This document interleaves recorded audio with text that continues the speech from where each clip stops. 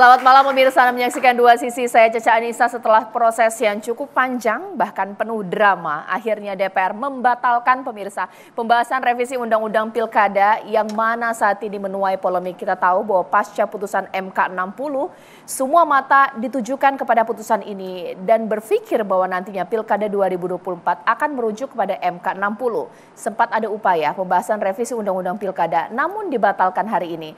Dengan judul Rapat Paripurna Batal, DPR pun ikut putusan MK. Kita mulai Dua Sisi bersama saya, Caca Anissa.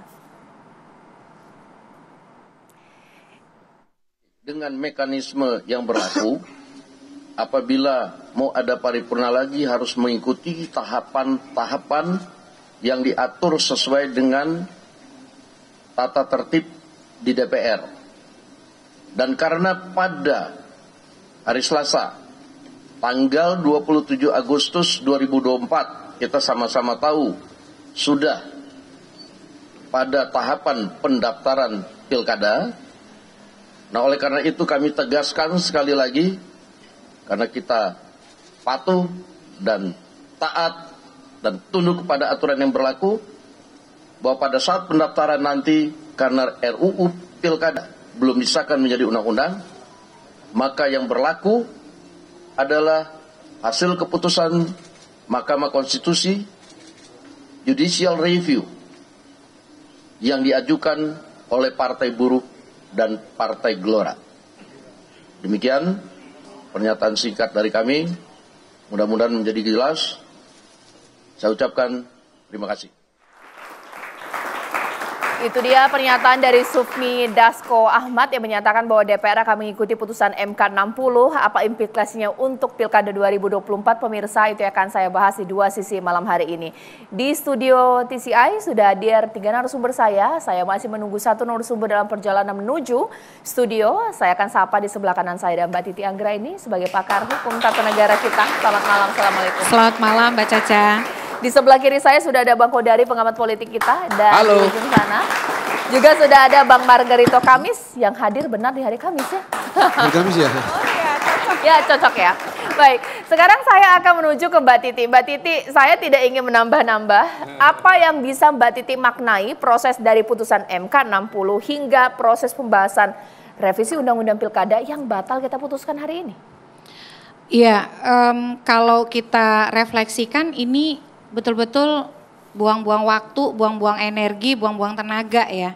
Walaupun ya sebagai orang yang selalu positive thinking, selalu ada hikmah di balik segala sesuatu. Energi, tenaga, dan semua yang berlangsung di balik itu kan pakai biaya, tidak gratis. Dan itu semua pajak kita, pajak rakyat. Kalau sejak awal kita sebagai negara hukum berkonstitusi dengan patuh, betul-betul taat pada nilai-nilai yang menjadi panduan kita kan negara demokrasi, kedaulatan berada di tangan rakyat, tetapi juga dijalankan atas supremasi konstitusi. Nah, kalau sejak awal teladan itu dijalankan, dipraktikkan, diikuti oleh para legislator kita, tidak perlu kita akan kemudian mengalami dinamika yang terus terang ya, berapa banyak itu akhirnya tenaga yang harus kita keluarkan, dan juga energi yang harus kita habiskan untuk memperjuangkan segala sesuatu yang sudah terang benderang.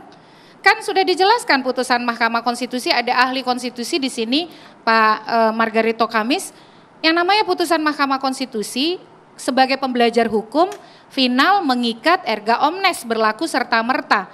Dan putusan Mahkamah Konstitusi bukan sesuatu yang baru di dalam praktik ketatanegaraan kita. Tiba-tiba sebuah institusi organ negara mempertunjukkan bahwa putusan Mahkamah Konstitusi itu bisa kemudian diinterpretasi ulang. Nah, ini pembelajaran hukum seperti apa begitu. Jadi satu sisi tentu kita bersyukur bahwa ada putusan nomor 60 dan nomor 70.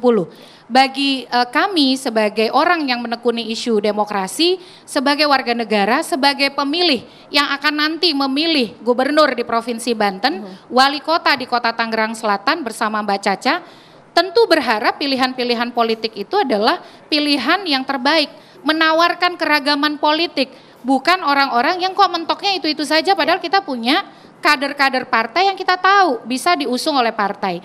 Jadi makanya saya menyebut putusan MK nomor 60 ya terutama bagai oase di tengah kemarau demokrasi. Bagai angin segar, bagai air yang menyuburkan praktik demokrasi kita. Tetapi kemudian ketika ada putusan balik ini dan juga bagaimana kita diperlihatkan ya, ternyata membahas undang-undang itu nggak serius-serius amat kok. Baru mau berkomentar anggota DPR sudah di stop. Baru kemudian mau mendalami sebuah isu, ini urusan negara ya.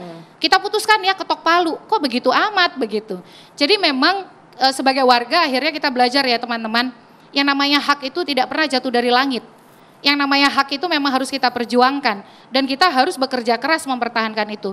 Tapi pendapat Pak Dasko tadi walaupun beliau wakil ketua DPR, saya kira kita tetap harus alert nih ya, tetap harus berjaga. Karena harus ada keputusan resmi dong itu batal. Keputusan resmi itu ya harus ada hitam di atas putih. Walaupun sebagai publik tentu kita memegang omongan dari Pak Dasko. Kan integritas, kredibilitas itu dari apa yang diucapkannya. Oke, terima kasih Mbak Titi. Ini di sini sudah hadir ya di studio TCI Bang Adi Praitno yang sudah bersama kita di sini. Ini saya akan sapa terlebih dahulu Mas Adi Prait. Selamat malam, assalamualaikum. Ya, ini meramaikan suasana yang ada di sini. Kalau tadi Mbak Titi mengatakan bahwa pembahasan yang sempat dikebut dalam sehari oleh Badan Legislasi DPR, tapi kemudian batal disahkan di hari ini dianggap buang-buang waktu. Sekarang saya ingin ke Bang Margarito. Bang Margarito, marilah kita melihat ini dari sisi yang cukup konstruktif dari sudut pandang DPR. Betul memang proses legislasi undang-undang ada di DPR. Boleh tidak bahwa DPR berupaya untuk membahasnya meskipun memang terkesan sistem kebut semalam ya Bang? Bagaimana? Tapi akhirnya batal di hari ini. Nomor satu begini, kan udah batal tuh. Tidak dilanjutin lagi, jadi apalagi yang jadi soal. Satu ya. Yang kedua begini, kalau kita bicara rule of law, ada dua soal. Satu, Anda mesti cek elemen prosedur dan Anda mesti cek elemen substansial. Satu. Yang kedua, yang ketiga, kalau Anda belajar rule of law, negara hukum, tidak ada wewenang atau wewenang semua lembaga negara, apapun namanya itu, hanya berasal dari dan diberikan oleh Undang-Undang Dasar. Sekarang mari kita cek.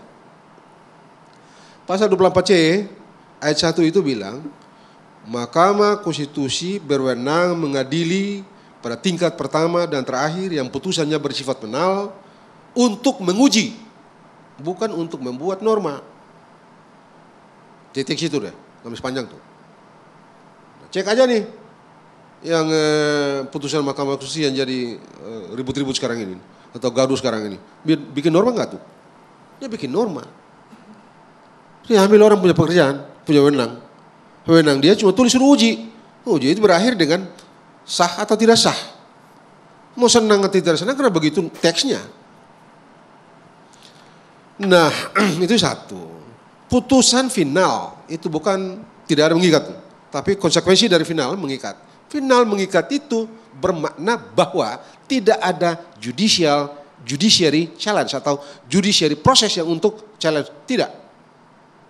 Nggak ada, nggak bisa di challenge lagi. Ya sudah begitu deh, putus, ya sudah final. Karena nggak bisa banding, nggak bisa kasasi, nggak bisa bla bla bla bla. Kalau di PN kan bisa itu. Jadi dia final. Karena dia final maka serta-merta menjadi hukum. Karena dia serta-merta menjadi hukum, dalam sistem hukum kita dia ikat siapa saja, kecuali kambing, kecuali kerbau misalnya. Itu nggak bisa karena hukum itu hanya ditujukan pada perbuatan orang, tidak ada ditujukan pada yang lain-lain. Jadi itu doang. Nah sekarang kalau DPR menggunakan wewenangnya, terus apa yang salah?